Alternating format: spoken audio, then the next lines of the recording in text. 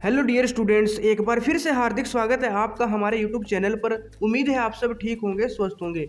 दोस्तों, आज हम नवोदय साइंस का चैप्टर नंबर 17 जिसका नाम है stars and the solar system यानी तारे एवं सौर परिवार पढ़ने वाले हैं, जो कि आपको पता है कि इंपॉर्टेंट चैप्टर है। तो देखते हैं दोस्तों, सबसे पहले किस चैप्टर में हमें कौन कौन से टॉपिक्स पढ़ने हैं। सबसे पहले दोस्तों हम यूनिवर्स यानी ब्रह्मांड के बारे में पढ़ेंगे। फिर दोस्तों हम गैलेक्सी यानी आकाश गंगा के बारे में पढ़ेंगे। फिर दोस्तों हम चंद्रमा, फिर तारे और फिर तारामंडल के बारे में पढ़ेंगे। उसके बाद दोस्तों हम सौर मंडल के बारे में पढ़ेंगे, जिसमें हमें सूर्य और ग्रहों के बारे में पढ़ना है। और दोस्तों फिर सौर मंडल के कुछ अन्य सदस्य भी होते हैं, उनके बारे में भी हम पढ़ेंगे। तो ये कुछ टॉपिक्स हैं दोस्तों जो हमें इस वीडियो में कवर करने हैं। तो चलिए दोस्तों, सबसे पहला टॉपिक ब्रह्मांड यानी यूनिवर्स के बारे में पढ़ते हैं। ब्रह्मांड क्या होता है? The universe is commonly defined as the totally of everything that exists, including all physical matter and energy, the planets, stars, galaxies. The study of universe is known as cosmology. दोस्तों, ब्रह्मांड क्या है? जो भी जितनी भी चीज़ें एग्जिस्ट करती हैं, चाहे वो कोई एनर्जी हो, ग्रह हो गए, तारे, आकाश गंगाएं, सभी जो भी जितना भी मतलब स्पेस है, जितनी भी चीज़ें एग्जिस्ट करती है, उन सबके समूह को हम क्या कहते हैं? यूनिवर्स कहते हैं। यानी जो भी चीज़ एग्जिस्ट करती है वो क्या है? यूनिवर्स है। और दोस्तों, जो यूनिवर्स की स्टडी होती है, यूनिवर्स के बारे में जो स्टडी करते हैं साइंटिस्ट वगैरह, इसको हम क्या कहते हैं? कोस्मोलॉजी कहते हैं। यानी ब्रह्मांड का अध्ययन करते हैं, चाहे वो कोई भी हो, साइंटिस्ट हो कोई भी। तो ब्रह्मांड के अध्ययन करने को हम क्या कहते हैं? ब्रह्मांड विज्ञान, यानी इंग्लिश में इसको कोस्मोलॉजी कहते हैं। तो आपको याद रखना, इंग्लिश में वन वर्ड सब्स्टिट्यूशन में ये आ सकता है। Study of universe is known as cosmology. तो जो भी चीज़ एग्जिस्ट करती है दोस्तों, चाहे वो एनर्जी, कोई भी मैटर हो, वो सब क्या है? हमारा यूनिवर्स है, ब्रह्मांड है। और दोस्तों उसके बाद है आकाश गंगा यानी Galaxy. A galaxy is a vast system of billions of stars, dust and light gases bound by their own gravity. There are 100 billion galaxies in the universe and each galaxy has an average 10 billion stars. दोस्तों Galaxy क्या है? जो ब्रह्मांड है उसके अंदर बहुत सारी गैलेक्सीज होती हैं दोस्तों, लगभग 100 बिलियन गैलेक्सीज है। बहुत से ज़्यादा क्या है दोस्तों? गैलेक्सीज है ब्रह्मांड के अंदर। और वो गैलेक्सी क्या है दोस्तों? उसमें क्या होता है दोस्तों? बहुत सारे तारे होते हैं, बहुत सारे क्या है दोस्तों? स्टार्स होते हैं। तो गैलेक्सी देखो, ब्रह्मांड के अंदर क्या आती है दोस्तों? बहुत सारी गैलेक्सीज है। और गैलेक्सी क्या है? गैलेक्सी के अंदर दोस्तों बहुत सारे स्टार्स होते हैं, बिलियंस ऑफ स्टार्स होते हैं। तो उनसे गैलेक्सीज बन के मतलब कि मिलके गैलेक्सी बनती है, बहुत सारे स्टार्स थे उस। और दोस्तों वो जो स्टार्स हैं उसमें दोस्तों क्या है? प्लैनेट्स भी आते हैं, सोलर सिस्टम वगैरह भी आता है। तो उन सभी से मिलकर हमारी क्या है? गैलेक्सी बनती है। और बहुत सारी गैलेक्सी है। और हम बात करें दोस्तों, जो हमारी गैलेक्सी है उसका नाम है मिल्की वे। मिल्की वे क्या है दोस्तों? हमारी गैलेक्सी है, जिसको हिंदी में दुग्ध मेघला भी कह देते हैं। और दोस्तों इसकी उत्पत्ति किसके कारण हुई थी? Big bang. Big bang theory है दोस्तों एक। तो बिग बैंग के दौरान इसकी उत्पत्ति हुई थी मिल्की वे की, हमारी गैलेक्सी की, ये माना जाता है। और दोस्तों जो हमारे मतलब हमारी तो हो गई मिल्की वे। हमारे पास जो और भी जो दूसरी गैलेक्सी जो हमारे सबसे करीब है, उसका नाम है दोस्तों देवयानी। देवयानी इंग्लिश हिंदी में कहते हैं, और इंग्लिश में दोस्तों एंड्रोमेडा। एंड्रोमेडा ये दोस्तों एक हमारी नियरेस्ट गैलेक्सी है, जो कि मिल्की वे के पास है। तो ब्रह्मांड, उसके अंदर क्या होती है दोस्तों? गैलेक्सीज होती है बहुत सारी। और गैलेक्सीज में दोस्तों फिर हम पढ़ेंगे सौरमंडल होते हैं, फिर प्लैनेट्स वगैरह होते हैं। तो उससे पहले बात कर लेते हैं आकाशीय पिंड यानी सेलेस्टियल बॉडी ऑब्जेक्ट्स किसे कहते हैं। The stars, the planets, the moon and many other objects in the sky are called celestial objects. दोस्तों तारे हो गए, प्लैनेट्स यानी ग्रह हो गए, चंद्रमा हो गए, और बहुत सारे मतलब पिंड होते हैं आकाश में, बहुत सारी ऑब्जेक्ट्स होती हैं। उन सभी को हम क्या कहते हैं? खगोलीय पिंड कहते हैं, सेलेस्टियल बॉडीज कहते हैं। और दोस्तों the study of celestial bodies and their related phenomena is called astronomy. और एस्ट्रोनॉमी किसे कहते हैं दोस्तों? जब हम इन सेलेस्टियल बॉडीज की, इन खगोलीय पिंडों की क्या करते हैं? स्टडी करते हैं, इनका अध्ययन करते हैं, या उनसे रिलेटेड जो भी फिनोमिनाज हैं, उनसे रिलेटेड जो भी परिघटनाएं होती हैं, उनका अगर हम अध्ययन करते हैं, स्टडी करते हैं, तो इस अध्ययन को, इस स्टडी को हिंदी में खगोल की और इंग्लिश में एस्ट्रोनॉमी कहते हैं। कोस्मोलॉजी दोस्तों ब्रह्मांड की स्टडी थी, और एस्ट्रोनॉमी सेलेस्टियल बॉडीज की स्टडी है, आपको याद रखना है। अब बात करते हैं दोस्तों चंद्रमा के बारे में। चंद्रमा भी दोस्तों क्या है? सेलेस्टियल बॉडी है, क्या है? खगोलीय पिंड है। और ये क्या होता है, इसके बारे में स्टडी करते हैं। वैसे तो आप जानते हैं the moon is the brightest object in the night sky. जब रात होती है दोस्तों, तो रात में सबसे ज़्यादा जो चमकने वाली चीज़ आपको दिखाई देती है वो क्या है? मून होती है, यानी कि चंद्रमा होती है। लेकिन कभी कभी दोस्तों ये दिखाई भी नहीं देता, उस दिन क्या होती है? अमावस होती है, हम आगे पढ़ने वाले हैं। The day on which the whole disc of moon is visible is known as the full moon day. दोस्तों आपको पता है चंद्रमा कभी पूरा दिखाई देता है, कभी दिखाई नहीं देता, कभी आधा। तो जिस दिन दोस्तों चंद्रमा पूरा दिखाई देता है उसको हम फुल मून डे कहते हैं, फुल मून डे।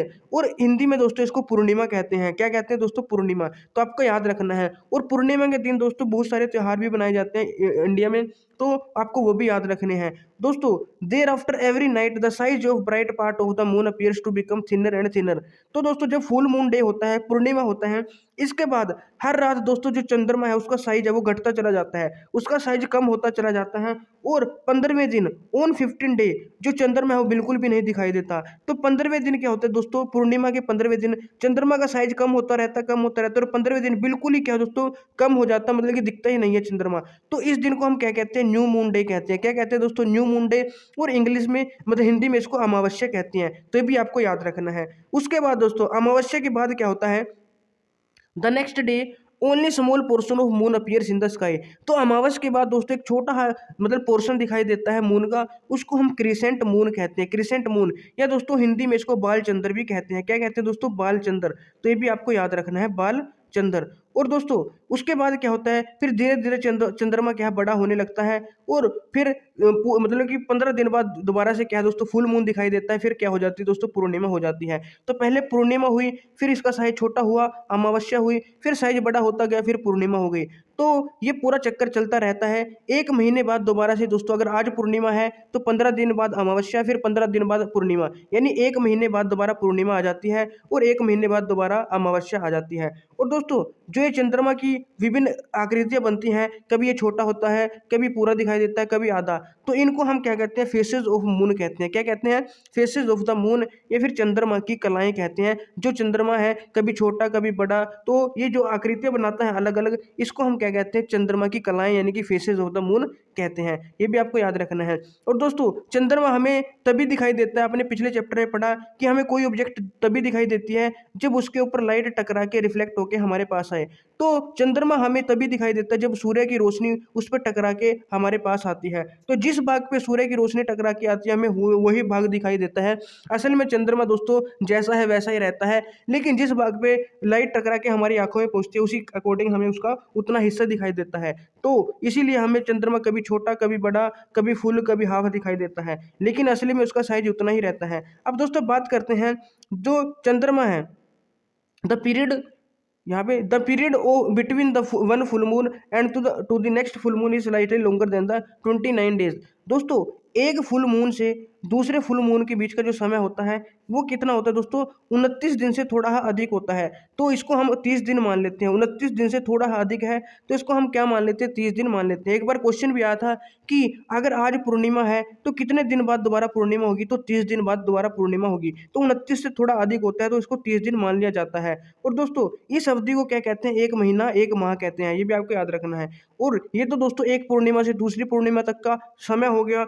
अब बात करते हैं दोस्तों चंद्रमा पृथ्वी के चारों ओर 27 दिन 7 घंटे 43 मिनट और 11.47 सेकंड में एक चक्कर अपना पूरा करता है। दोस्तों आपको पता होगा कि जो चंद्रमा है वो पृथ्वी के चारों ओर घूमता है और एक चक्कर पूरा करने में उसको कितना समय लगता है आपको याद रखना है? 27 दिन 7 घंटे और 43 मिनट और 11.47 सेकंड। ये दोस्तों क्या है? इसका एग्जैक्ट टाइम है, लेकिन राउंड ऑफ करके दोस्तों इसे 28 दिन मान लिया जाता है। 28 दिन भी इसको हम मान लेते हैं। तो ये आपको याद रखना है। अगर ऑप्शन में 28 दिन नहीं हुआ फिर आपको 27 दिन लगाना है, 27 नहीं हुआ तो इसको हम क्या मानते हैं? 28 दिन मानते हैं। और एग्जैक्ट टाइम दोस्तों ये है एक राउंड पूरा करने का पृथ्वी के चारों तरफ। आपको पता है दोस्तों जो चंद्रमा है पृथ्वी के चारों तरफ घूमता रहता है, तो कितने दिन में पूरा करता है एक चक्कर? 27 दिन 7 घंटे 43 मिनट और 11.47 सेकंड आपको याद रखना है। और दोस्तों इतने ही समय में ये क्या करता है दोस्तों? पृथ्वी के चारों ओर तो घूमता है, और ये यहाँ पे एक और बात रखनी है दोस्तों, इतने ही समय पृथ्वी की एक परिक्रमा पूरी करता है। दोस्तों क्या होता है? ये अपना भी एक चक्कर इतने टाइम में लगाता है और पृथ्वी का भी एक चक्कर इतने ही टाइम में लगाता है, यानी दोनों काम करता है। अपना जो चक्कर है रोटेशन है उसको भी इतने दिन में कवर करता है, यानी कि एक होता है दोस्तों रिवॉल्व करना, एक होता है रोटेट करना। एक तो अपने एक्स पर घूमना और एक किसी दूसरी बॉडी के आसपास घूमना। तो अपने एक्स पर भी दोस्तों ये क्या है? 27 दिन में एक चक्कर पूरा करता है और पृथ्वी के चारों तरफ भी। ये दोनों आपको याद रखने हैं। अब दोस्तों बात करते हैं जो अभी मैंने आपको बताया कि मून है जो अपनी लाइट प्रोड्यूस नहीं करता, इसकी खुद की कोई लाइट नहीं होती है। जैसे दोस्तों तारे हो गए, सूर्य हो गए, इनकी अपनी रोशनी होती है, ये अपनी प्रकाश है दोस्तों उत्पन्न करते हैं, लेकिन चंद्रमा का दोस्तों अपना प्रकाश नहीं होता। तो फिर हमें दिखाई क्यों देता है? तो मैंने अभी बताया दोस्तों आपको, जब भी चंद्रमा पे सूर्य का प्रकाश पड़ता है तो हमें ये दिखाई देता है। जैसे दोस्तों आप यहाँ पे पिक्चर में देख सकते हो, ये सूर्य की रोशनी है दोस्तों, चंद्रमा पे टकरा कर तो ये यहाँ पे अर्थ पे आती है, तो जिस भाग पे टकरा कर ये वापस आती है हमें दिखाई देती है, तो वही भाग हमें दिखाई देता है। यानी कि जिस हिस्से पे चंद्रमा की लाइट टकराती है, सूर्य की रोशनी टकराती है और हमारे पास आती है, हमें वही हिस्सा दोस्तों चंद्रमा का दिखाई देता है। और आप इस पिक्चर में देख सकते हो दोस्तों, चंद्रमा की जो अलग अलग फेसेस हैं, यहाँ पे छोटा है, फिर बड़ा होता चला गया, यहाँ पे पूर्णिमा होगी, फिर छोटा होता चला गया, यहाँ पे अमावस्या। तो इस प्रकार इसका साइकिल चलता रहता है, ये भी आपको याद रखना है। बात करें दोस्तों, चंद्रमा पे जाने वाला जो सबसे पहला व्यक्ति है वो कौन था? तो चंद्रमा पे जाने वाला जो सबसे पहला व्यक्ति था, जिसने पहला कदम रखा था, वो नील आर्मस्ट्रॉन्ग था। और ये कब गया था दोस्तों? जुलाई 21 जुलाई को 1969 में, 1969, 21 जुलाई 1969 में गया था। और ये कहाँ का था दोस्तों? अमेरिका का अंतरिक्ष यात्री था, नील आर्मस्ट्रॉन्ग इसका नाम है, ये भी आपको याद रखना। उसके बाद दोस्तों एक और व्यक्ति गया था जिसका नाम है एडविन एल्ड्रिन। एल्ड्विन एल्ड्रिन ये दूसरा था, और पहला तो दोस्तों नील आर्मस्ट्रॉन्ग, आपको याद रखना है। अब दोस्तों बात करते हैं तारों की। चंद्रमा के बारे में तो आपने पढ़ लिया, अब हम बात करेंगे तारे यानी स्टार्स क्या होते हैं। Stars are heavenly bodies made up of hot burning gases and they shine by emitting their own light. दोस्तों स्टार्स क्या है? एक हेवनली बॉडीज है, आकाशीय पिंड होते हैं, जो कि किससे बने होते हैं? हॉट बर्निंग गैसेज, यानी कि गर्म जलती हुई गैसेज होती हैं, उनसे बने होते हैं। और इसी वजह से दोस्तों ये अपना प्रकाश भी उत्सर्जित करते हैं और चमकते हैं। तो इनकी अपनी लाइट होती है, ये प्रकाश एमिट करते हैं, लाइट एमिट करते हैं और चमकते हैं। अब दोस्तों बात करें, जो सन है हमारा, वो भी क्या है? एक स्टार है। सन क्या है दोस्तों? वो भी क्या है? एक स्टार है, क्योंकि वो भी क्या करता है दोस्तों? अपनी एनर्जी, अपना प्रकाश एमिट करता है। The stars are millions of time farther away than the sun. अब दोस्तों जो तारे होते हैं वो बहुत ही दूर है, और अगर सन से बात करें, सूर्य से भी वो बहुत ही ज़्यादा दूर है, लाखों गुना दूर है दोस्तों सूर्य से। इसीलिए दोस्तों तारे हमें क्या है? बिल्कुल बिंदु से टाइप के दिखाई देते हैं, लेकिन सूर्य हमें बहुत बड़ा दिखाई देता है। आपको पता है दोस्तों, जो चीज़ पास होगी वो आपको बड़ी दिखाई देगी, जो चीज़ जितनी दूर चली जाती रहेगी उतना आपको साइज उसका छोटा दिखाई देने लगेगा। तो इसीलिए सूर्य हमें बड़ा दिखाई देता है, और जो तारे हैं वो छोटे दिखाई देते हैं, क्योंकि सूर्य हमारे पास है, लेकिन जो बाकी तारे हैं वो बहुत ही ज़्यादा दूर है हमसे, इसलिए वो छोटे दिखाई देते हैं, भी आपको याद रखना है। और दोस्तों बात करें सूर्य से पृथ्वी की, अगर दूरी की बात करें तो वो कितनी है? 150 मिलियन किलोमीटर। 150 मिलियन किलोमीटर दूर है क्या पृथ्वी हमारी, मतलब पृथ्वी से सूर्य है जो, वो 150 मिलियन किलोमीटर है, जिसको हिंदी में हम 15 करोड़ किलोमीटर भी कहते हैं।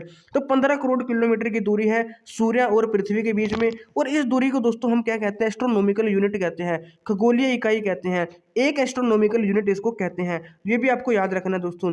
और दोस्तों सूर्य के बाद, सूर्य क्या है? मैंने आपको बताया दोस्तों, सूर्य भी क्या है? एक तारा है, स्टार है, ये सबसे निकट है। लेकिन सूर्य के बाद जो दूसरा सबसे निकट हमारे तारा है वो कौन सा है दोस्तों? Alpha century. अल्फा सेंचुरी, इसको दोस्तों प्रोक्सिमा सेंचुरी भी कहते हैं, भी आपको याद रखना है। और ये कितनी दूर है दोस्तों? आप यहाँ पे देख सकते हो 40 लिख के, उसके बाद 1 2 3 4, यानी कि 4 थे जो 12, 4 के आगे कितनी जीरो? 12। ये 4 मतलब 4 के आगे जो 13 बनेगी, 4 इंटू 10⁻13 किलोमीटर। इतनी दूर दोस्तों क्या है हमारे से? प्रोक्सिमा सेंचुरी एक तारा है ये, जो कि सूर्य के बाद दूसरा है हमारे आसपास। तो ये भी आपको याद रखना है। और एक सबसे इंपॉर्टेंट टॉपिक है दोस्तों लाइट ईयर। इससे दोस्तों लगभग हर साल या एक साल छोड़ के क्वेश्चन जरूर पूछा जाता है, सबसे इंपॉर्टेंट है, इसे आप नोट कर लेना। लाइट ईयर क्या है दोस्तों? ये भी दोस्तों क्या है? डिस्टेंस की यूनिट है। Such large distances are expressed in another unit as light year. अब दोस्तों इसको किलोमीटर में मापेंगे तो बहुत ही ज़्यादा हमें संख्या लिखनी पड़ती है, तो इतनी बड़ी जो दूरियां होती हैं इनको लाइट ईयर में मापा जाता है। तो सबसे पहले तो ये आपको याद रखना है, जो लाइट ईयर है, दिखने में तो दोस्तों इसके पीछे ईयर लिखा है तो ऐसा लगता है इससे समय मापते हैं, लेकिन नहीं दोस्तों, ये किसकी यूनिट है? डिस्टेंस की यूनिट है। किसकी यूनिट है? डिस्टेंस की। तो ये भी पूछ सकता है कि ये किसकी यूनिट है? डिस्टेंस की यूनिट है लाइट ईयर। और ये कितनी डिस्टेंस होती है? It is the distance travelled by light in 1 year. यानी दोस्तों एक साल में जो लाइट है वो कितनी डिस्टेंस ट्रेवल करती हैं, उसको हम क्या कहते हैं? 1 लाइट ईयर कहते हैं, ये भी आपको याद रखना है। अब दोस्तों आपको पता है स्पीड बराबर कितना होता है? Distance upon time. स्पीड बराबर डिस्टेंस अपॉन टाइम होता है। तो अगर मैं दोस्तों यहाँ पे डिस्टेंस निकालना चाहूँ तो डिस्टेंस की वैल्यू कितनी होगी? स्पीड इंटू टाइम हो जाएगी, स्पीड इंटू टाइम। अब आपको ये भी पता होगा दोस्तों, जो लाइट की स्पीड होती है वो कितनी होती है? 3 × 10⁻⁴ 10⁸ मीटर पर सेकंड होती है। और अगर किलोमीटर पर सेकंड में बात करें तो 3 × 10⁻5 हो जाएगी, 10⁻5। तो लगभग दोस्तों इकाई, दहाई, सैकड़ा, हजार, 10,000, लाख, तो 3 लाख किलोमीटर प्रति सेकंड, 3 लाख किलोमीटर प्रति सेकंड किसकी स्पीड होती है दोस्तों? लाइट की स्पीड होती है। यानी 1 सेकंड में 3 लाख किलोमीटर की दूरी ये कवर कर जाती है। तो दोस्तों अगर आप यहाँ पे इसकी स्पीड की वैल्यू भरेंगे और टाइम हमने कितना कहा दोस्तों, हमने कितना टाइम लिया है? 1 साल लिया है। तो 1 साल में कितना टाइम आएगा? अगर सेकंड में बदलोगे 1 साल को तो 365, ये तो डेज हो गए, फिर इंटू 24 करेंगे, फिर इंटू दोस्तों 60 करेंगे, मिनट में आएगा, फिर इंटू 60। तो इस हिसाब से आप निकाल सकते हो। तो हमारे पास दोस्तों डिस्टेंस आ जाएगी किसकी, 1 लाइट ईयर में कितने किलोमीटर या कितने मीटर होते हैं। अब दोस्तों आपको पता है जो सूर्य है, सूर्य से जब हमारी पृथ्वी पे प्रकाश पहुंचता है तो उसको कितना टाइम लगता है? 8 मिनट लगता है। कितना मिनट टाइम लगता है? 8 मिनट। 8 मिनट लगते हैं दोस्तों सूर्य का जो प्रकाश है उसको धरती तक पहुंचने में। तो इसका मतलब दोस्तों सूर्य की जो पृथ्वी से दूरी है उसको हम प्रकाश मिनट में लिखेंगे, 8 प्रकाश मिनट। तो सूर्य की दूरी कितनी होगी? 8 प्रकाश मिनट हम लिख सकते हैं, जो कि सूर्य है पृथ्वी से दूर है। और किलोमीटर में तो आपने देख लिया दोस्तों 15, यहाँ पे 15 करोड़ किलोमीटर दूर है। तो इस प्रकार दोस्तों जो लाइट ईयर है वो क्या है? यूनिट है। अब क्वेश्चन क्या पूछा जाता है? क्वेश्चन ये पूछा जाता है दोस्तों कि कोई एक मतलब हमसे कोई स्टार है या कोई भी खगोलीय पिंड है, वो हमसे 16 लाइट ईयर दूर है। कितने ईयर दूर है? 16 लाइट ईयर। तो उसके प्रकाश को पहुंचने में कितना टाइम लगेगा? तो 16 ईयर्स लगेंगे। तो ऐसा सिंपल सा क्वेश्चन पूछा जाता है। 16 लाइट ईयर दूर है तो 16 ईयर लगेंगे, 15 लाइट ईयर दूर है तो 15 मिनट लगेंगे। तो सिंपल सा क्वेश्चन पूछा जाता है। इंपॉर्टेंट क्वेश्चन करवाएंगे तब आपको समझ में आ जाएगा कि किस टाइप के क्वेश्चन आते हैं। तो ये भी आपको याद रखना है। उसके बाद दोस्तों जो सबसे इंपॉर्टेंट है ये रहा, देखो, the stars appear to move from east to west. दोस्तों आपको पता है जो पृथ्वी है वो किस साइड घूमती है? आपको पता होगा, जब आप देखते हो सूर्य है, जो सूर्य कहाँ से निकलता है? पूर्व से निकलता है और पश्चिम में छिप जाता है। लेकिन असल में दोस्तों क्या है, सूर्य वहीं का वहीं है। हमारी जो पृथ्वी है वो घूमती है पश्चिम से पूर्व की तरफ। तो पश्चिम से पूर्व की तरफ घूमती है तो ऐसा लगता है जो सूर्य है वो पूर्व से पश्चिम की तरफ जा रहा है। तो असल में दोस्तों हमारी पृथ्वी घूमती है। इसी प्रकार दोस्तों तारे भी हमें मतलब कैसे घूमते हुए दिखते हैं कि वो ईस्ट टू वेस्ट यानी कि पूर्व से पश्चिम की ओर गति कर रहे हैं, जैसे कि सूर्य करता है। और ये भी आपको याद रखना दोस्तों, सुबह क्या है दोस्तों, सुबह के टाइम क्या होता है? सूर्य निकलता है, तारे छिप जाते हैं। शाम को जो सूरज है वो छिप जाता है और तारे निकल जाते हैं। तो कोई तारा जो सूर्यास्त होते ही पूर्व में उदय होता है, सामान्यतः सूर्योदय से पहले पश्चिम में अस्त हो जाता है। तो जैसे दोस्तों सुबह के टाइम पूर्व में क्या है? सन है जो उगता है, सूर्य उदय होता है और पश्चिम में जाके दोस्तों सूर्यास्त हो जाता है। तो जब सूर्यास्त होता है उस टाइम क्या होता है दोस्तों, यहाँ पे पूर्व में दोस्तों तारे तारे क्या है दोस्तों, वो उदय हो जाते हैं।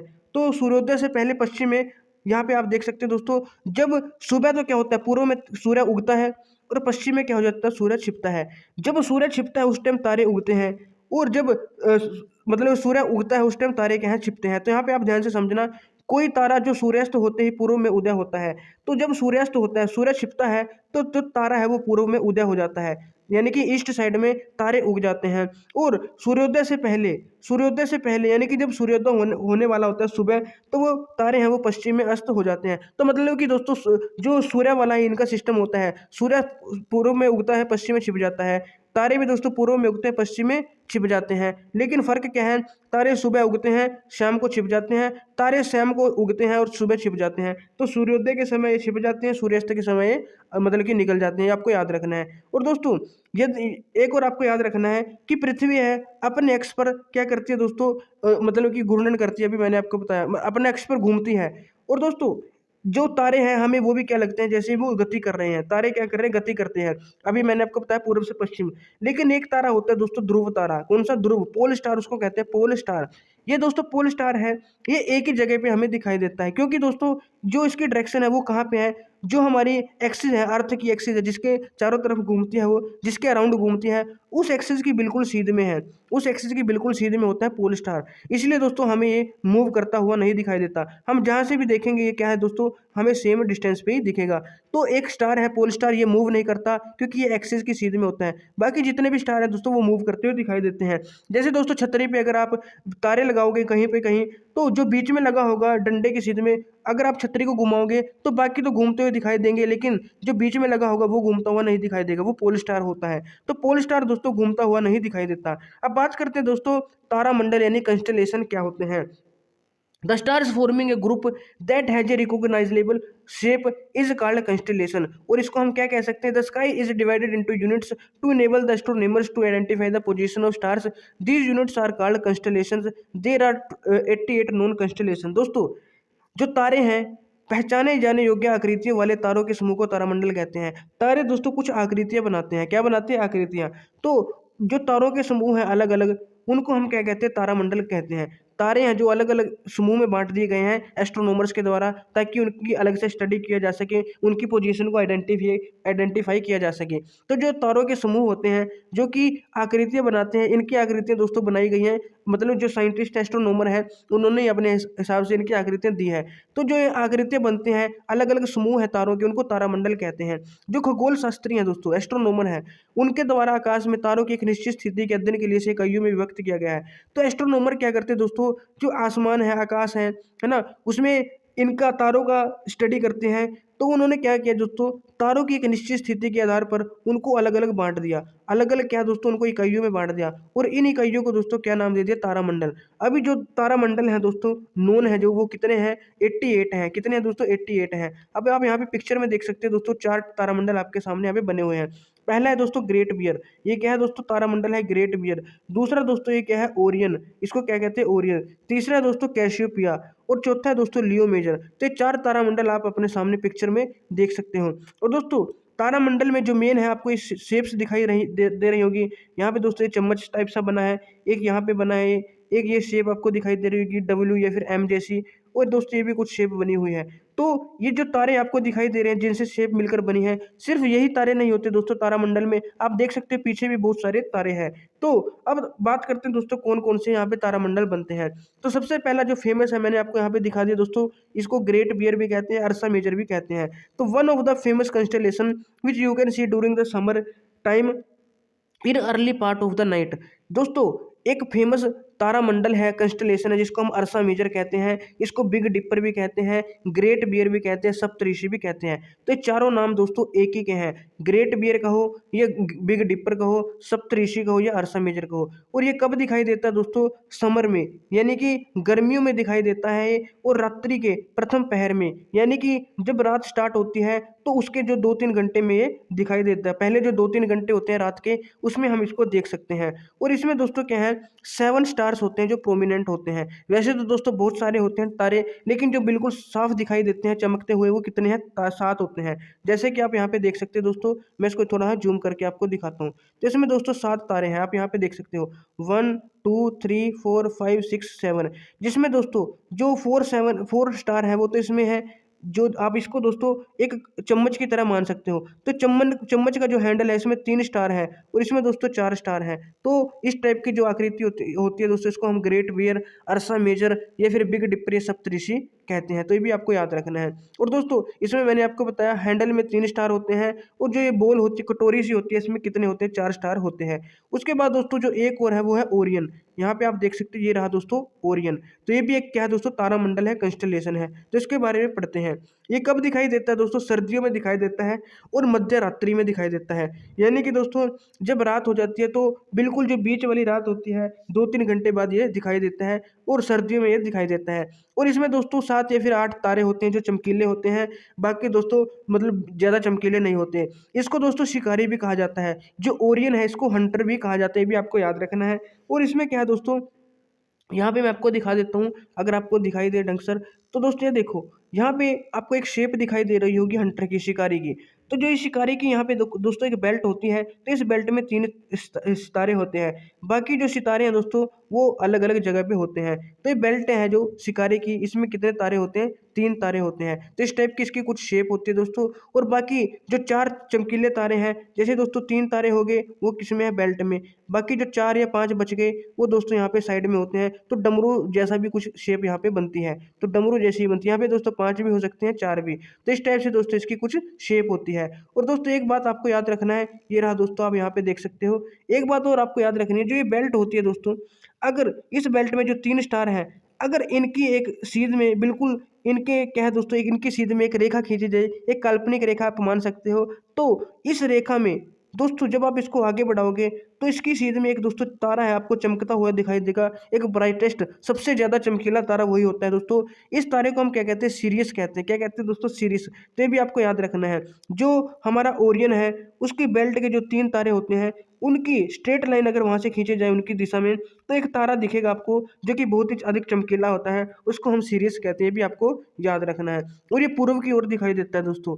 अब दोस्तों यहाँ पे देखो, एक आकृति जो तारामंडल है उसका नाम है कैसियोपिया। क्या है दोस्तों, कैसियोपिया। जो भी आपको मैंने दिखाया था, ये कुर्सी जैसा थोड़ा दिखाई देता है। तो आप यहाँ पे देख सकते हैं दोस्तों 3rd नंबर पे, ये क्या है दोस्तों, कैसियोपिया है। आप देख सकते हैं दोस्तों कुर्सी बनी हुई है और इस पे कोई बैठा हुआ है।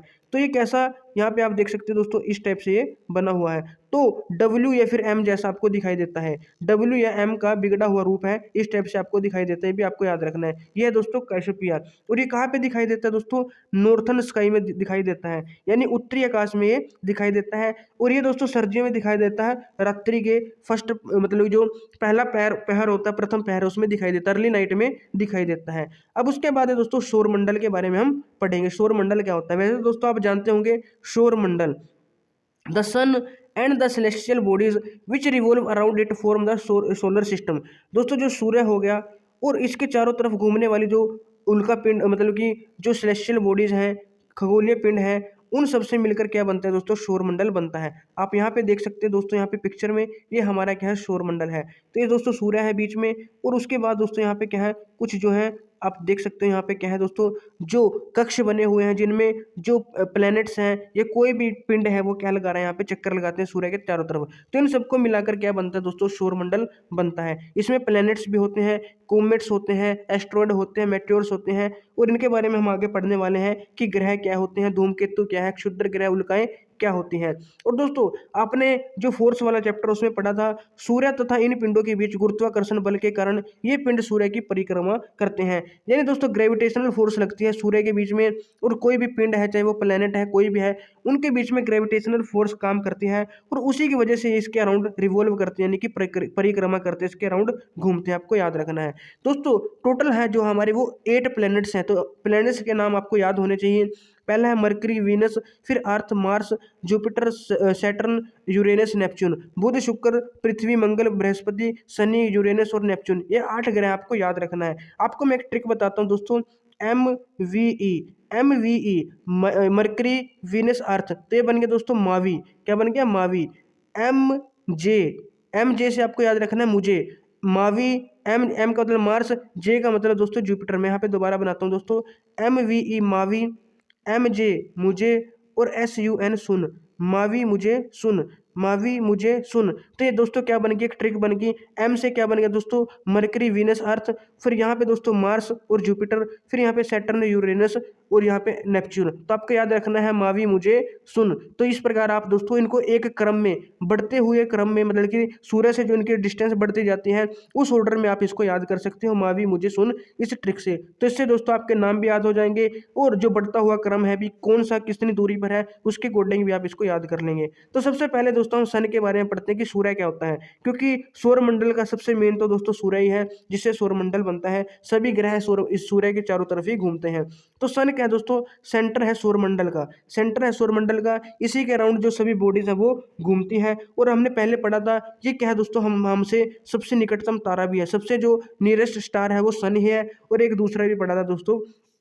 और दोस्तों इसमें क्या होता है, it continuously emit huge amount of heat and light. आपको पता है दोस्तों जो सूरज है वो क्या करता है, कंटिन्यूसली हीट एंड लाइट क्या करता है, एमिट करता है, बहुत ही ज़्यादा मात्रा में हीट और लाइट क्या करता है, एमिट करता है। और अर्थ पे दोस्तों जो एनर्जी का सबसे जो मेन सोर्स है वो दोस्तों क्या है, हमारा हमारा सूर्य ही है। सूर्य से ही दोस्तों बहुत ज़्यादा हमें एनर्जी मिलती है। पेड़ पौधे आपको पता है दोस्तों सनलाइट की हेल्प से अपना खाना बना पाते हैं, और मतलब कि मेन सोर्स जो है एनर्जी का हमारी अर्थ पे वो सूर्य ही है। और दोस्तों सभी ग्रहों की ऊष्मा और प्रकाश की ऊर्जा का प्रमुख स्रोत भी सूर्य ही है। कोई भी दोस्तों प्लेनेट हो वहाँ पे भी जो मतलब प्रकाश पहुँचता है, ऊष्मा पहुँचता है, उसका जो मेन स्रोत क्या है, सूर्य ही है। और इसी वजह से दोस्तों चंद्रमा या बाकी ग्रह हमें दिखाई देते हैं, क्योंकि सूर्य की रोशनी उन पर टकरा के हमारे पास पहुँचती है। अब मेन बात दोस्तों जो भी थोड़ी देर पहले बताई थी कि सूर्य का जो प्रकाश है उसको पृथ्वी पे पहुँचने में कितना टाइम लगता है, अगर एग्जैक्ट की बात करें तो 8 मिनट 16.6 सेकंड लगते हैं, लेकिन अप्रोक्स दोस्तों इसको हम 8 मिनट मान लेते हैं। तो लगभग 8 मिनट का समय लगता है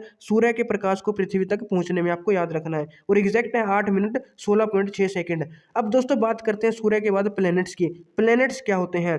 the planets look like stars.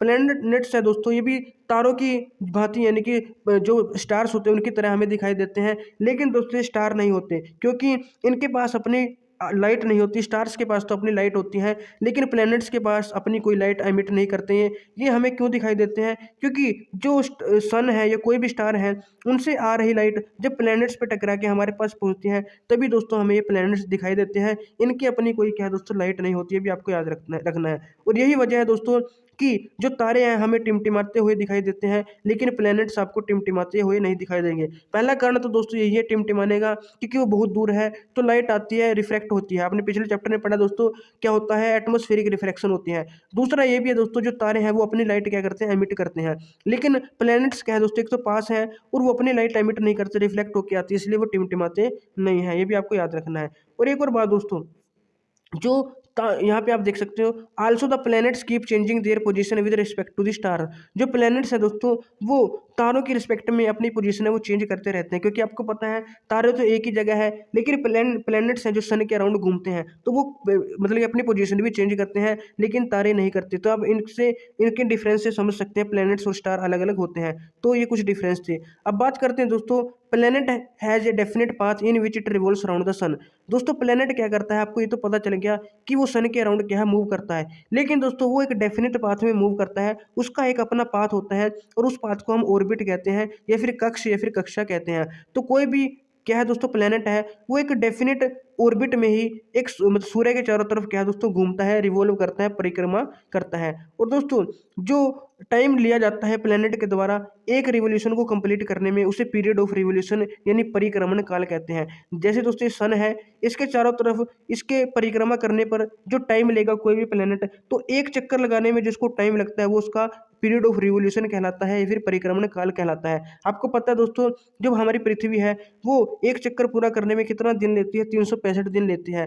तो 365 दिन और 4 घंटे का समय लगभग लगता है, 4 से 6 घंटे का समय लगभग पृथ्वी को एक चक्कर पूरा करने में लगता है। तो पृथ्वी का ये क्या है दोस्तों, पीरियड ऑफ रिवोल्यूशन है, यानी कि परिक्रमण काल है। और दोस्तों आपको एक बात और याद रखना है, जैसे जैसे दोस्तों जो ग्रहों की जो प्लैनेट्स हैं उनकी डिस्टेंस सूर्य से बढ़ती जाएगी, उसके अकॉर्डिंग दोस्तों उनका जो परिक्रमण काल है, पीरियड ऑफ रिवोल्यूशन है, वो बढ़ता चला जाएगा, क्योंकि जितना दूर होगा पाथ उतना बड़ा हो जाएगा और उतना ज़्यादा ही उनको टाइम लगेगा। ये भी आपको याद रखना है। एक होता है दोस्तों period of rotation. Period of rotation दोस्तों, रिवोल्यूशन और रोटेशन में क्या फ़र्क है, सबसे पहले तो इसे समझते हैं। रिवॉल्व करने का मतलब दोस्तों, कोई ऑब्जेक्ट किसी दूसरी बॉडी के चारों तरफ क्या है, रिवॉल्व करती है, यानी कि घूर्णन करती है, इसको रिवॉल्व कहते हैं।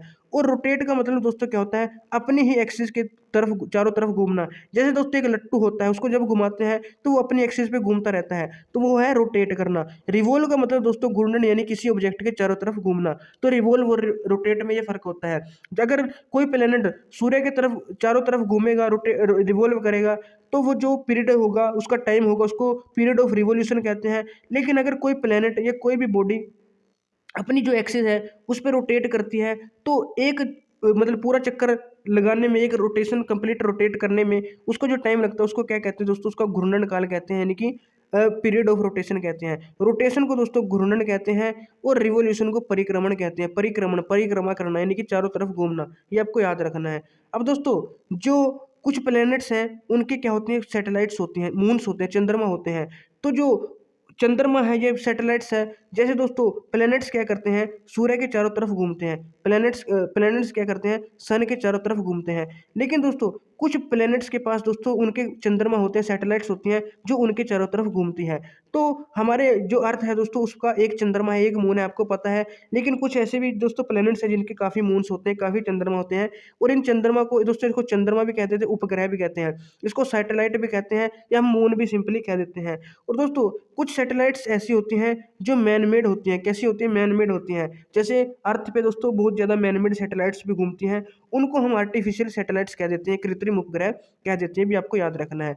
अब दोस्तों हम प्लैनेट्स के बारे में एक एक करके पढ़ेंगे कि किस किस टाइप के प्लैनेट्स होते हैं। तो प्लैनेट्स को दोस्तों क्लासीफाई किया गया है दो पार्ट में। एक होते हैं दोस्तों इनर प्लैनेट्स और एक होते हैं दोस्तों आउटर प्लैनेट। इनर प्लैनेट और आउटर प्लैनेट। तो सबसे पहले पढ़ते हैं कि इनर प्लैनेट क्या है और आउटर प्लैनेट क्या है। दोस्तों इनर प्लैनेट किन्हें कहा गया है? The first four planets Mercury, Venus, Earth and Mars are much nearer to the sun. दोस्तों जो चार प्लैनेट है हमारे, मरकरी, वीनस, अर्थ और मार्स, ये चारों क्या है दोस्तों, सन के बहुत ही पास है। तो इनको हम क्या कहते हैं? इनर प्लैनेट्स कहते हैं। क्या कहते हैं? इनर प्लैनेट्स, आंतरिक ग्रह कहते हैं। और दोस्तों इनको ना रॉकी प्लैनेट्स या फिर टेरेस्ट्रियल प्लैनेट्स भी कहा जाता है, जो आपको याद रखना है। और जो इनर प्लैनेट्स होते हैं दोस्तों, इनकी जो सैटेलाइट्स होती हैं, इनके जो चंद्रमा होते हैं, मून्स होते हैं, बहुत ही कम होते हैं। इनको हिंदी में आंतरिक ग्रह कहते हैं। और बात करें दोस्तों आउटर प्लैनेट्स की, टोटल कितने प्लैनेट्स हैं हमारे सोलर सिस्टम में? 8 हैं। तो 4 हो गए जो सूर्य के पास है, वो क्या हो गए दोस्तों? इनर प्लैनेट हैं। जो बाकी 4 बचे दोस्तों, जो कि मार्स के बाद वाले हैं, जैसे जुपिटर, सैटर्न, यूरेनस और नेपच्यून, ये दोस्तों बहुत ही ज़्यादा दूर हैं इनर प्लैनेट्स के मुकाबले हमारे सूर्य से। तो सूर्य से ये दूर है, इनको क्या कहते हैं दोस्तों? आउटर प्लैनेट कहते हैं, बाह्य ग्रह कहते हैं, फिर बृहस्पतिय ग्रह भी इनको कहते हैं। और इन ग्रहों में दोस्तों जो नंबर ऑफ सैटेलाइट्स होते हैं, नंबर ऑफ मून्स होते हैं इनके, वो बहुत ही ज़्यादा होते हैं। इनको जोवियन या फिर गैसियस प्लैनेट्स भी कहते हैं, बृहस्पतिय ग्रह या फिर गैसीय ग्रह भी कहते हैं। और इनमें से कुछ प्लैनेट्स ऐसे हैं दोस्तों जिनके चारों तरफ क्या है दोस्तों? रिंग होती है। क्या होती है? रिंग सिस्टम होता है, वलय निकाय होता है। आपको पता चलेगा दोस्तों, आगे आप एक एक करके पढ़ोगे कि किसके चारों तरफ क्या है? रिंग्स होती हैं। तो सबसे पहले दोस्तों इन ऑटो प्लैनेट्स के बारे में हम पढ़ते हैं, जिनमें से सबसे पहला है हमारा बुध ग्रह, मरकरी। तो मरकरी दोस्तों क्या है? सबसे पास है किसके? सन के। सबसे पास वाला ग्रह कौन सा है? मरकरी है। और मैंने ट्रिक भी बता दी आपको, मावी मुझे सुन, मावी मुझे सुन। मरकरी, वीनस, अर्थ, मार्स, जुपिटर, सैटर्न, यूरेनस और यहाँ पे नेपच्यून। तो जो मरकरी है दोस्तों, वो सूर्य के सबसे पास वाला ग्रह है और ये सबसे छोटा ग्रह भी है दोस्तों हमारे सोलर सिस्टम का, because Mercury is very close to sun. अब दोस्तों मरकरी क्या है? सूरज के बिल्कुल पास है, तो इसको देखना बहुत ही मुश्किल हो जाता है, क्योंकि दोस्तों जो सूर्य की रोशनी आती है वो उसके बीच में छिप जाता है, तो इसको देखना बहुत ही ज़्यादा मुश्किल हो जाता है। तो इसको बहुत ही मतलब कि मुश्किल से इसको देख पाते हैं, तो ये भी आपको याद रखना है। और एक बात और, मैं यहाँ पे पिक्चर भी दिखाता हूँ दोस्तों। ये जो इस साइड वाली पिक्चर है, ये आप देख सकते हैं, ये किसकी है? बुध की है, मरकरी ग्रह की है। ये वाली जो वाइट वाइट आपको दिखाई दे रही है, ये दोस्तों क्या है? सूर्योदय से तुरंत पूर्व या फिर सूर्यास्त के तुरंत पश्चात। अगर दोस्तों इसको देखना है तो सनराइज से जस्ट पहले और सनसेट के जस्ट बिफोर हम इसको देख सकते हैं, और वो भी किस पे? होरिजन पे।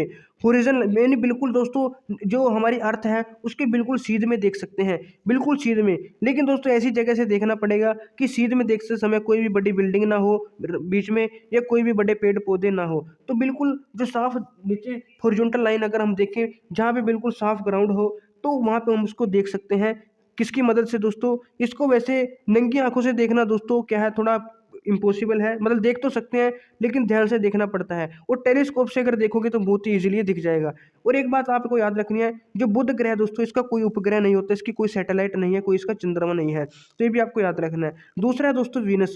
वीनस दोस्तों आप यहाँ पे पिक्चर में देख सकते हो, इसको ये कुछ इस टाइप से दिखाई देता है। ये दोस्तों बहुत ही इंपॉर्टेंट है, इससे क्वेश्चन लगभग हर बार पूछा जाता ही है, तो इसको ध्यान से समझना बहुत ही ज़्यादा इंपॉर्टेंट है वीनस। इसकी दोस्तों पिक्चर आप देख सकते हो, ये रही। अब इसके बारे में थोड़ा पढ़ते हैं कि वीनस क्या होता है। Venus is earth nearest planetary neighbour.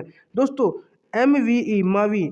तो मरकरी, वीनस, अर्थ, अर्थ के जो बिल्कुल पास प्लेनेट है वो वीनस ही है। इसके बाद मार्स आता है, वो थोड़ा दूर है, लेकिन अर्थ के सबसे पास है जो वो क्या है? शुक्र ग्रह है, ये भी आपको याद रखना है। और sometimes Venus appear eastern sky before sunrise, sometime it appears in the western sky just after sunset. तो क्या होता है दोस्तों, जब मतलब सबसे पहले तो आपको ये याद रखना है कि हमारे ये अर्थ के बिल्कुल पास है, शुक्र ग्रह क्या है दोस्तों? पृथ्वी का सबसे निकटतम ग्रह है। और ये आपको क्या याद रखना है दोस्तों, ये क्या है? एक ब्राइटेस्ट प्लेनेट होता है। आप पिक्चर में देख सकते हो दोस्तों कैसा चमकदार दिखाई देता है, तो ये क्या है? एक ब्राइटेस्ट प्लेनेट है, जैसे कि चंद्रमा होता है उसी टाइप से दोस्तों क्या है कि चमकीला तारा है। और इसको दोस्तों ईस्टर्न स्काई में, ईस्टर्न साइड यानी कि पूर्वी आकाश में इसको हम देख सकते हैं कब? सूर्योदय से पहले। अगर हमें सूर्योदय से पहले देखना है तो ये पूर्व यानी कि ईस्ट साइड दिखाई देता है, या फिर इसको सूर्यास्त के बाद यानी जब सूरज छिप जाता है, सनसेट हो जाता है, उसके बाद हम इसको किस साइड देख सकते हैं? पश्चिम साइड, वेस्ट साइड में देख सकते हैं। और इसको दोस्तों क्या कहा जाता है? मॉर्निंग या फिर इवनिंग स्टार कहा जाता है, क्योंकि मॉर्निंग में इसको सूर्य से पहले हम देख सकते हैं, इवनिंग में दोस्तों जो सूर्य अस्त हो जाता है, सनसेट हो जाता है, उसके बाद देख सकते हैं। तो तो क्वेश्चन आता है दोस्तों, इवनिंग या फिर मॉर्निंग स्टार के नाम से किस ग्रह को जाना जाता है? किस ग्रह को दोस्तों प्रभात तारा या फिर संध्या तारा के नाम से जाना जाता है? तो आपको याद रखना है दोस्तों, शुक्र ग्रह को मॉर्निंग या फिर इवनिंग स्टार के नाम से जाना जाता है।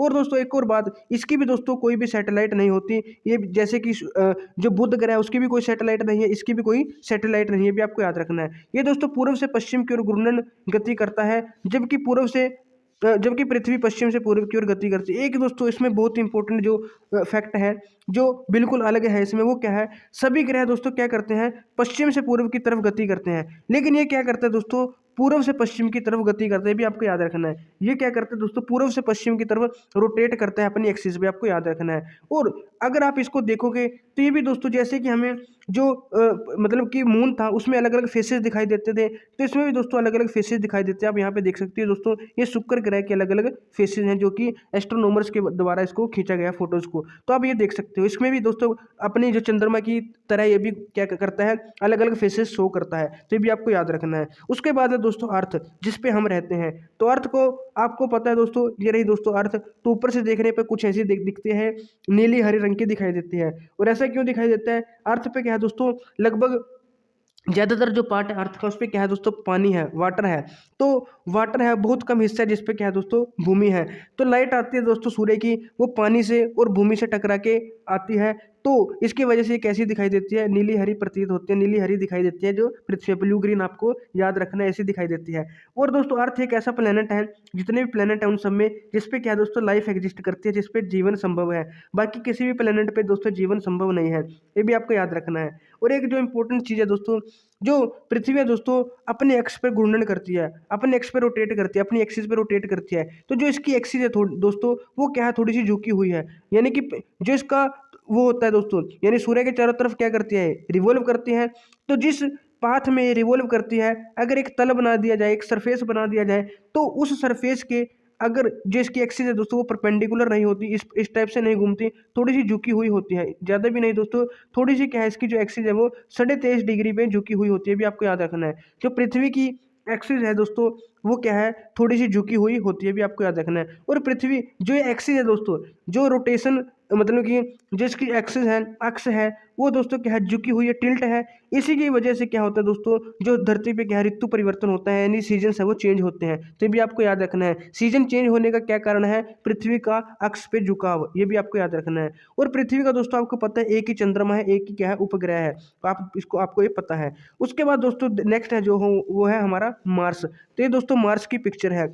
मार्स है दोस्तों, वो क्या है, पृथ्वी के बाद का अगला ग्रह है। और ये क्या है दोस्तों, हल्का हल्का से रेडिश दिखाई देता है, ज़्यादा भी लाल नहीं होता, हल्का हल्का रेडिश दिखाई देता है, इसलिए इसको रेड प्लेनेट भी कहते हैं। क्या कहते हैं दोस्तों, इसको रेड प्लेनेट यानी लाल ग्रह कहते हैं। और इसके दोस्तों जो दो छोटे प्राकृतिक उपग्रह होते हैं, इसको क्या है दोस्तों, इसके दो क्या है, नेचुरल सैटेलाइट्स होती हैं, या आप कह सकते हैं इसके दो चंद्रमा होते हैं मंगल ग्रह के। तो जैसे जैसे आगे बढ़ते जाओगे चंद्रमा की संख्या भी बढ़ती जाएगी। अब बात करते हैं दोस्तों जुपिटर की। दोस्तों आपको ये शेप दिखाई दे रही होगी, ये जो हम आपको ग्रह दिखाई दे रहा है, ये क्या है, जुपिटर है। और जो ये चार छोटे छोटे दिखाई दे रहे हैं दोस्तों, ये क्या है, चंद्रमा है, तारे नहीं है, चंद्रमा है। जुपिटर के चार चंद्रमा ये रहे दोस्तों, आप यहाँ पे देख सकते हो। और ये जो ग्रह है दोस्तों, ये क्या है, ये क्या है, जुपिटर है, बृहस्पति है। अब इसके बारे में थोड़ा पढ़ते हैं। ये रहा दोस्तों बृहस्पति, यहाँ पे आप देख सकते हो, यहाँ पे भी इसकी शेप हमने ली है। तो Jupiter is the largest planet of the solar system. दोस्तों जो हमारा सोलर सिस्टम है उसका सबसे बड़ा ग्रह जुपिटर ही है, सबसे बड़ा है। इतना बड़ा है दोस्तों ये, इसमें 1300 पृथ्वियाँ, 1300 क्या है दोस्तों, अर्थ है इसमें आ सकती हैं। और अगर बात करें दोस्तों, इसका जो मास है वो पृथ्वी से लगभग 318 गुना है। मास तो दोस्तों 318 गुना है, लेकिन वॉल्यूम ज़्यादा है, इसका मतलब इसकी डेंसिटी क्या है, थोड़ी सी कम है। It rotates very rapidly on its axis. और दोस्तों ये अपनी एक्सिस पे, अपनी एक्स पे बहुत ही तेज गति करता है, यानी कि जो हमारी पृथ्वी 24 घंटे में क्या करती है, एक जो मतलब क्या कहते हैं उसको, एक रोटेशन कंप्लीट करती है। लेकिन जो जुपिटर है दोस्तों बहुत ही ज़्यादा तेज घूमता है, बहुत ही कम समय लेता है एक रोटेशन कंप्लीट करने में, ये भी आपको याद रखना है। और दोस्तों इसके बहुत सारे प्राकृतिक उपग्रह हैं, इसके दोस्तों बहुत सारे क्या हैं, प्राकृतिक उपग्रह, यानी इसके बहुत सारे क्या हैं, चांद हैं। तो चार तो मैंने अभी आपको दिखाई थे, इसके मून पिक्चर में दिखाई दे, अभी पिक्चर में दिखाए थे, यहाँ पे आप देख सकते हो, ये रहा दोस्तों। तो इसके बहुत सारे क्या है दोस्तों, चांद होते हैं। और इसके चारों तरफ क्या है दोस्तों, धुंधले क्या होते हैं, रिंग्स होती हैं। धुंधली क्या होती है, रिंग्स होती हैं, किसके चारों तरफ, जुपिटर के चारों तरफ। लेकिन जो मेन रिंग्स होती हैं दोस्तों, वो किसके चारों तरफ होती हैं, शनि ग्रह के।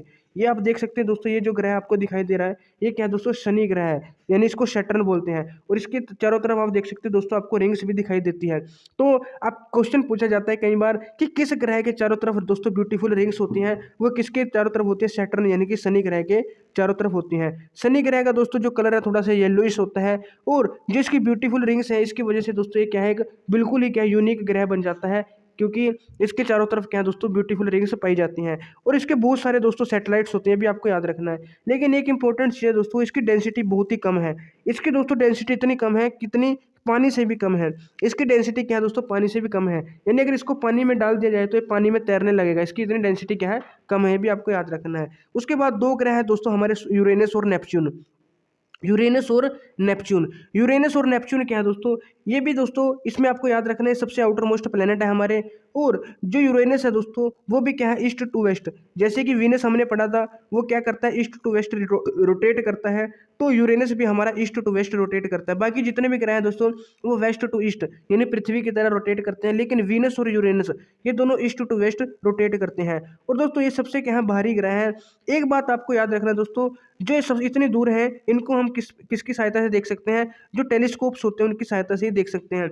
और जो दोस्तों हमारा यूरेनस है, इसकी दोस्तों एक खासियत क्या है, इसका जो रोटेशनल एक्सिस है बहुत ही ज़्यादा झुकी हुई है दोस्तों। पृथ्वी की तो 23.5 डिग्री झुकी हुई थी, लेकिन इसकी तो बहुत ही ज़्यादा, लगभग क्या है दोस्तों, ऐसा लगता है जैसे 90 डिग्री पर झुकी हुई हो, यानी कि 90 डिग्री तो नहीं होती, उससे थोड़ी सी कम है, लेकिन बहुत ही ज़्यादा झुकी है। और जब ये दोस्तों गति करता है तो ऐसे लगता है जैसे कि लुढ़कता हुआ जा रहा है, जैसे कि कैसे कैसे जा रहा है, लुढ़कता हुआ जा रहा है। तो ये भी आपको याद रखना है। और आउटर दोस्तों क्या है, ये आउटर प्लेनेट है, तो इनके जो नंबर ऑफ मून्स हैं वो भी ज़्यादा होते हैं। अब दोस्तों कुछ और भी सदस्य होते हैं सौरमंडल के, कुछ और भी मेंबर्स होते हैं, उनकी बात करते हैं कौन कौन से हैं। सबसे पहले दोस्तों एस्ट्रॉइड, जिसको क्षुद्र ग्रह कहते हैं, तो इसके बारे में पढ़ते हैं। There is a large gap in between the orbits of Mars and Jupiter. दोस्तों मार्स और जुपिटर जो प्लेनेट है उसके ऑर्बिट के बीच में बहुत सारा गैप होता है, और जो this gap is occupied by large number of small objects that revolve around the sun. और उस गैप में दोस्तों क्या है, छोटी छोटी कुछ दोस्तों क्या है ऑब्जेक्ट्स हैं, घूमती रहती हैं सन के चारों तरफ, उनको क्या कहते हैं, एस्ट्रॉइड्स कहते हैं। क्या कहते हैं दोस्तों, एस्ट्रॉइड्स। इनको दोस्तों हम टेलीस्कोप के थ्रू देख सकते हैं। अभी मैं आपको दोस्तों पिक्चर में दिखाता हूँ। ये देखो दोस्तों, ये क्या है, हमारा मार्स है। मार्स की क्या है दोस्तों, ये मार्स का दोस्तों क्या है, मतलब पाथ है, ऑर्बिट है, और ये जुपिटर का ऑर्बिट है सबसे बाहर। तो आप यहाँ पे देख सकते हैं दोस्तों, इस ऑर्बिट में जो बीच में आपको ये दिखाई दे रहे हैं छोटे छोटे पार्टिकल, ये ब्लैक कलर की बड़ी सी लेयर, ये एस्ट्रॉइड होते हैं। ये पार्टिकल दोस्तों रोटेट करते हैं प्लैनेट्स की तरह, ये सूर्य के चारों तरफ रोटेट करते हैं। इनको छोटे छोटे पार्टिकल से बनी जो ये पूरा जो इनकी लेयर बनी है दोस्तों, इनको हम एस्ट्रॉइड कहते हैं, भी आपको याद रखना है। दूसरा जो पार्ट है दोस्तों, मेंबर है, वो है हमारा धूमकेतु यानी कोमेट। एक होता है दोस्तों कोमेट। कोमेट भी क्या है दोस्तों, सोलर सिस्टम के मेंबर है। ये भी दोस्तों सूर्य के चारों तरफ दोस्तों घूमते हैं, लेकिन इनका जो पाथ होता है वो कैसा होता है, एलिप्टिकल होता है। एक तो होता है दोस्तों गोल, एक होता है दोस्तों एलिप्टिकल, कुछ इस टाइप से इनका पाथ होता है। और दोस्तों their period of revolution around the sun is very long. और इनका दोस्तों जो रिवॉल्विंग पीरियड ऑफ रिवोल्यूशन होता है वो भी बहुत ही ज़्यादा होता है, यानी बहुत ही क्या है दोस्तों, ज़्यादा टाइम लगाते हैं एक जो मतलब कि रिवोल्यूशन कंप्लीट करने में, भी आपको याद रखना है। Comet appears generally as bright as head with long tail, the length of tail grows in size as it approaches the sun, the tail of the comet is always director from the sun. दोस्तों आप यहाँ पे देखो picture में देख सकते हो, जो कोमेट है इस टाइप से होता है। इसकी एक दोस्तों क्या हेड होता है कि चमकीला, और पीछे एक पूंछ होती है। और जैसे जैसे दोस्तों ये किसके पास आता है, सूर्य के पास आता है, तो इसकी पूंछ हमेशा किस साइड होती है, सूर्य से अपोजिट डायरेक्शन में होती है। हेड दोस्तों सूर्य की तरफ होता है, लेकिन पूंछ आप देख सकते हो सूर्य से अपोजिट डायरेक्शन में होती है, ये भी आपको याद रखना है। और दोस्तों जो कोमेट्स होते हैं ये कभी कभी दिखाई देते हैं। एक कोमेट है दोस्तों जो भी दिखाई दिया था 1986 में, जिसका नाम है हेले का कोमेट। हेले का नाम है दोस्तों इसका, हेले का धूमकेतु। और ये 76 वर्ष के बाद दिखाई देता है। तो 1986 में दिखाई दिया था, अब दोस्तों 76 के वर्ष के बाद ये दिखाई देगा, 70 ईयर्स के बाद। तो आप कमेंट करके बताओ दोस्तों, अगर ये 1986 में दिखा था 1986 में, तो 76 ईयर बाद दिखेगा तो कौन से ईयर में दिखेगा, ये आपको कमेंट में बताना है। अब बात करते हैं दोस्तों जो मेट्योर और मेटेराइट्स, उल्काएं और उल्का पिंड होती हैं। तो बहुत सारे स्टूडेंट कंफ्यूज होते हैं दोस्तों इन दोनों में, उल्काएं और उल्का पिंड में। दोस्तों यहाँ पे देखो, उल्का, सबसे पहले बात करते हैं meteor. Meteor is usually small object that occasionally enter the earth atmosphere at that time it is at very high speed, the friction due to atmosphere heats it up, it glows and evaporates quickly, that is why bright streak first streak last for a very short time. देखो क्या होता है दोस्तों, ये क्या छोटे छोटे पिंड होते हैं, छोटे छोटे ऑब्जेक्ट्स होते हैं। ये क्या करते हैं दोस्तों, कभी कभी घूमते हुए जो हम पृथ्वी का वायुमंडल है, एटमॉस्फेयर, उसमें आ जाते हैं। और ये इतनी स्पीड से चलते हैं कि जब ये चलते हैं तो क्या होता है, वायुमंडलीय घर्षण यानी एटमॉस्फेयर के साथ इसका फ्रिक्शन होता है और ये जल जाते हैं। क्योंकि आपको पता है दोस्तों, फ्रिक्शन में क्या है, हीट, जब फ्रिक्शन होता है तो वहाँ पे हीट भी प्रोड्यूस होती है। तो उस हीट के कारण दोस्तों ये जल जाते हैं और जल के दोस्तों क्या है, इवेपोरेट हो जाते हैं, वाष्पित हो जाते हैं और धीरे धीरे खत्म होते चले जाते हैं। तो जब ये इवेपोरेट होते हैं, हीट निकलती है, तो आपने देखोगे कभी कभी जो आसमान में दोस्तों चमकीली धारी दिखाई देती है, जैसे आप यहाँ पे देख सकते हैं इस टाइप से। तो जिसको लोग क्या है शूटिंग स्टार कहते हैं कि तारा टूट गया, लेकिन असल में दोस्तों वो क्या होते हैं, मेट्योर होते हैं, उल्काएं होती हैं, तो उनको उल्काएं कहते हैं। लेकिन दोस्तों कभी कभी क्या होता है, जो ये उल्काएं होती हैं, मेट्योर होते हैं, ये बहुत ही ज़्यादा बड़े होते हैं, साइज में क्या है, बड़े होते हैं और ये पूरी तरह से इवेपोरेट नहीं हो पाते। तो इवेपोरेट नहीं हो पाते तो ये क्या है, धरती तक पहुंच जाते हैं और जब ये धरती तक पहुंच जाते हैं तो उस पर गिर जाते हैं, तो उसको हम मेटेराइट कहते हैं। उसका क्या नाम देते हैं, उल्का पिंड। यानी अगर ये वेपोरेट हो गए, अगर ये छोटे हुए और आते आते धरती में वेपोरेट हो गए, पहले खत्म हो गए, फिर तो दोस्तों हम मेट्योर कहेंगे, उल्काएं कहेंगे। लेकिन अगर ये धरती पे पहुंच गए, फिर हम इनका क्या नाम देते हैं, मेटेराइट यानी कि उल्का पिंड इनको कहते हैं। और इनका उल्का पिंड का क्या फायदा दोस्तों, वैज्ञानिकों को पता चलता है कि ये किस पदार्थ के बने हैं, तो इसकी खोज करने में उनको थोड़ा सा सहायता मिल जाती है उल्का उल्का पिंड से, कि वो किस मटेरियल के बने हैं, तो सौर मंडल किस मटेरियल का बना होगा, इसके बारे में उनको थोड़ी सी हेल्प मिल जाती है साइंटिस्ट को। अब दोस्तों एक लास्ट टॉपिक है आर्टिफिशियल सैटेलाइट। तो वैसे तो आपको पता है आर्टिफिशियल क्या होती है, जिनको मानव बनाते हैं, यानी कि मैन मेड होते हैं, उनको आर्टिफिशियल कहते हैं। इनको दोस्तों धरती से लॉन्च किया जाता है। और ये क्या है दोस्तों, जैसे कि जो नेचुरल सैटेलाइट होते हैं, जैसे चंद्रमा होते हैं, वो क्या है दोस्तों, पृथ्वी के चारों तरफ क्या है, रिवॉल्व करते हैं, परिक्रमा करते हैं। उसी प्रकार दोस्तों ये भी परिक्रमा करते हैं नेचुरल आर्टिफिशियल सैटेलाइट। लेकिन फर्क क्या है दोस्तों, चंद्रमा तो बहुत दूर है, ये बहुत ही आसपास, हमारे पृथ्वी के बहुत ही आसपास क्या है, परिक्रमा करती है कौन, आर्टिफिशियल सैटेलाइट। जो सबसे पहली सैटेलाइट दोस्तों लॉन्च की गई थी, वो कौन सी थी, आर्यभट्ट थी। कौन सी थी, आर्यभट्ट। और उसके बाद दोस्तों इनसेट, IRS, कल्पना 1, एडुसेट, ये दोस्तों क्या है कुछ आर्टिफिशियल मतलब सैटेलाइट्स हैं जो कि इंडिया की हैं। इनका क्या यूज़ होता है दोस्तों, इनका बहुत ज़्यादा यूज़ है दोस्तों। जैसे मौसम की भविष्यवाणी आजकल पता चल जाता है, कब बारिश आएगी, कब क्या होने वाला है, तो सैटेलाइट्स की वजह से ही होता है। रेडियो टेलीविजन के जो सिग्नल्स का ट्रांसमिशन होता है, वो भी किसकी वजह से होता है, इन सैटेलाइट्स की वजह से। दोस्तों दूर संचार यानी कि टेलीकम्युनिकेशन या फिर रिमोट सेंसिंग, ये भी किसकी हेल्प से दोस्तों संभव है, जो सैटेलाइट्स हैं उनकी हेल्प से संभव है।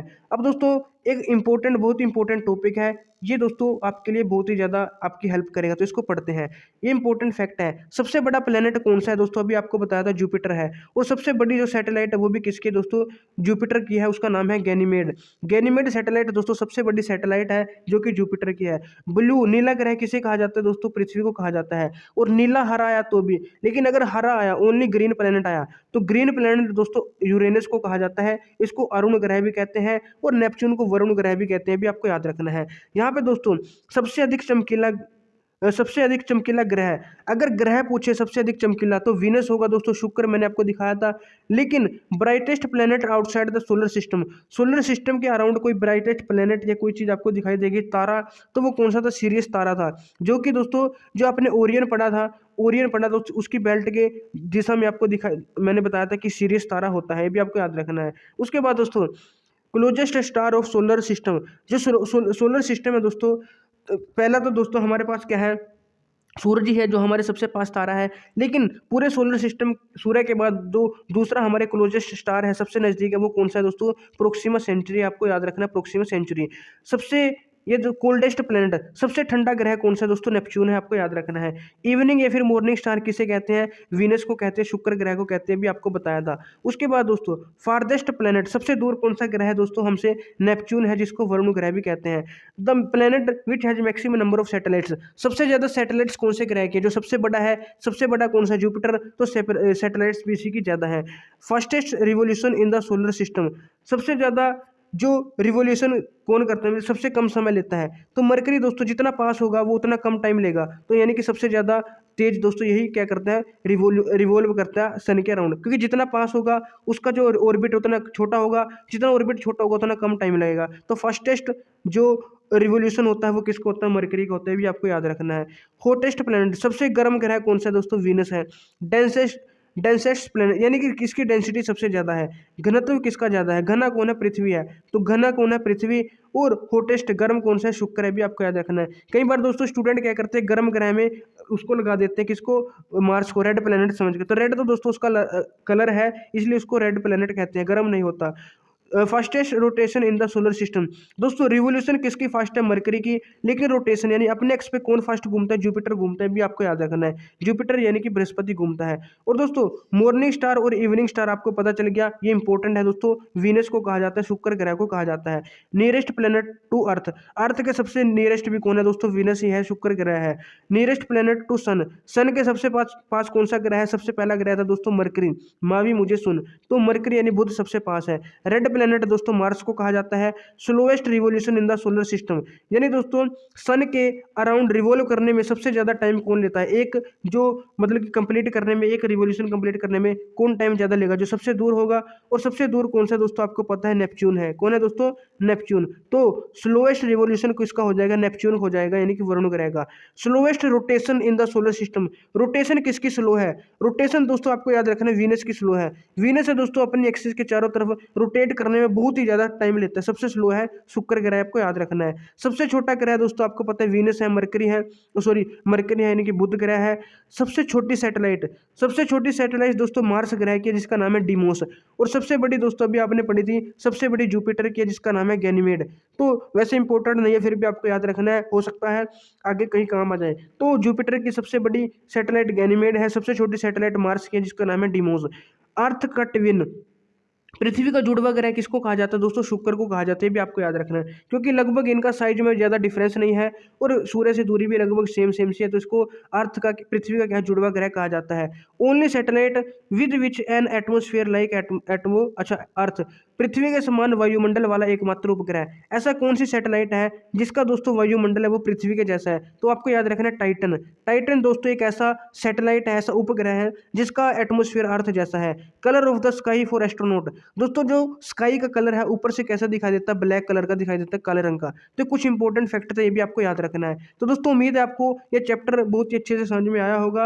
अगर दोस्तों आपको कुछ भी समझ आया हो, कुछ भी सीखने को मिला हो, तो प्लीज़ वीडियो को लाइक शेयर जरूर करना। और इंपॉर्टेंट पॉइंट है दोस्तों, उनको ध्यान में रखना। इसके जो इंपॉर्टेंट क्वेश्चन उनकी वीडियो भी हम जल्द लेकर आएंगे। तो दोस्तों अगर आपको वीडियो पसंद आई, लाइक करने के बाद अपने दोस्तों के साथ शेयर जरूर कीजिएगा। दोस्तों मिलते हैं आपको एक और नई वीडियो में, तब तक के लिए अगर आपने हमारे चैनल को सब्सक्राइब नहीं किया है तो आपसे रिक्वेस्ट है दोस्तों, चैनल को भी जरूर सब्सक्राइब कर लीजिएगा, ताकि आपके पास हमारी हर वीडियो की नोटिफिकेशन पहुंचती रहे। तो ठीक है दोस्तों, मिलते हैं नई वीडियो में, तब तक के लिए जय हिंद, जय भारत, जय नवोदय।